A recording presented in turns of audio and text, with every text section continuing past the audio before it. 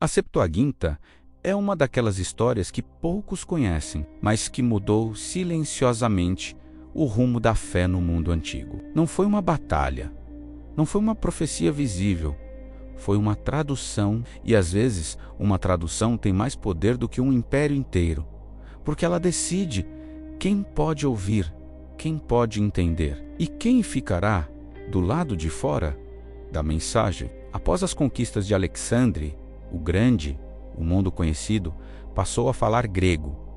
Cidades surgiram, culturas se misturaram, e o hebraico começou a desaparecer entre os próprios judeus que viviam fora de Israel. A palavra permanecia, mas a língua que a carregava estava se perdendo, e isso criou um problema que ameaçava romper a ligação entre o povo e suas próprias escrituras. Foi então que surgiu a necessidade de traduzir os textos sagrados para o idioma dominante da época, não como um capricho cultural, mas como uma urgência espiritual, porque sem essa ponte linguística, uma geração inteira cresceria sem compreender plenamente aquilo que definia sua identidade e sua fé. Segundo a tradição antiga, 72 sábios foram reunidos para essa tarefa monumental, homens treinados nas escrituras, conscientes do peso de cada palavra, porque sabiam que traduzir não é apenas trocar termos, é carregar significado, é transportar séculos de história para dentro de outra língua, sem quebrar sua essência. O resultado ficou conhecido como Septuaginta, que significa dos 70, uma obra que não apenas preservou o acesso às Escrituras, mas abriu um caminho inesperado, porque agora a palavra não estava mais restrita a um povo ou território. Ela podia atravessar fronteiras, alcançar cidades distantes e falar com pessoas que nunca tinham ouvido o hebraico. Essa tradução tornou-se a Bíblia de muitos judeus da diáspora.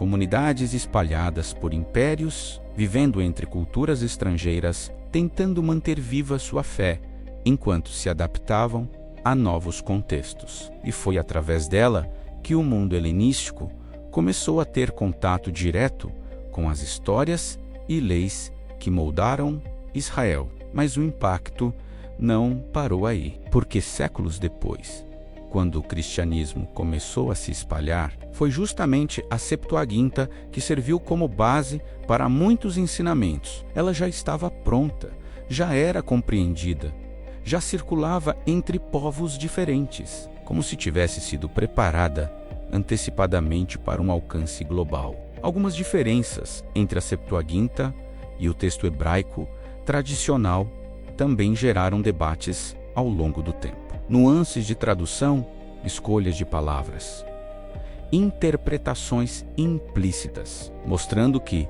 cada versão carrega uma perspectiva e que a transmissão da palavra sempre envolveu tanto fidelidade quanto contexto histórico. Para muitos estudiosos, a Septuaginta não é apenas uma tradução, é uma testemunha de como a fé se adapta para sobreviver, sem abandonar sua essência, mas encontrando formas de permanecer relevante quando o mundo muda ao redor. Ela prova que a história das Escrituras não é estática, é dinâmica, atravessa impérios, supera barreiras linguísticas e encontra caminhos inesperados para continuar viva, mesmo quando tudo parece conspirar para silenciá-la. Ao olhar para esse momento da história, você percebe que, sem a Septuaginta, a mensagem poderia ter permanecido confinada, distante, inacessível. E talvez grande parte do mundo antigo jamais tivesse ouvido falar daquele Deus que caminhava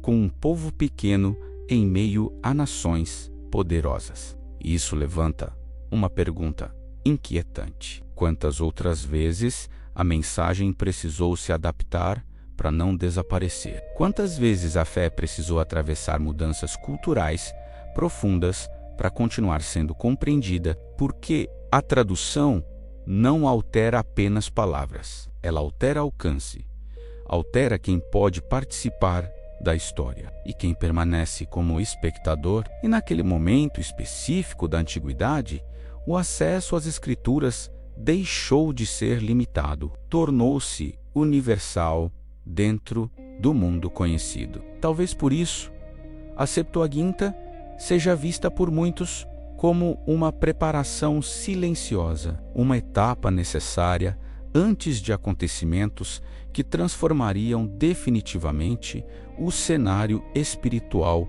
do mundo, como se a história estivesse sendo alinhada pouco a pouco.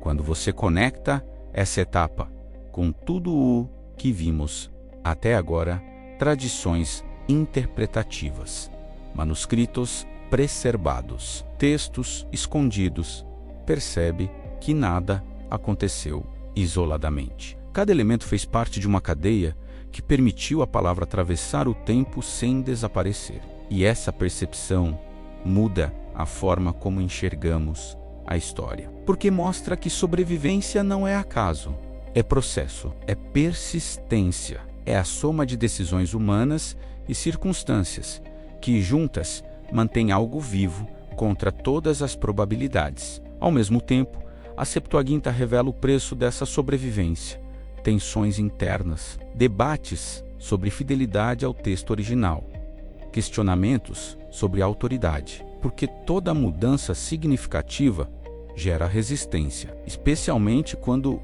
envolve aquilo que é considerado sagrado. Mas, apesar das controvérsias, a tradução permaneceu, circulou, influenciou e acabou se tornando uma das pontes mais importantes entre o mundo hebraico e o mundo gentio. Uma ponte que permitiria que a mensagem ultrapassasse fronteiras que antes pareciam intransponíveis. E quando você percebe o alcance disso, entende que a história das Escrituras não é apenas sobre preservação, é sobre expansão, sobre como algo que nasce em um lugar específico pode alcançar o mundo inteiro, sem perder sua essência, apenas encontrando novas formas de ser ouvido. Se essa jornada está mostrando que a história bíblica é muito mais complexa e profunda do que parece à primeira vista, no próximo episódio vamos entrar em um território ainda mais controverso: os textos apócrifos. Escritos antigos que circularam amplamente, influenciaram comunidades inteiras, mas que ficaram fora do cânon tradicional. Uma parte da história que continua gerando perguntas até hoje.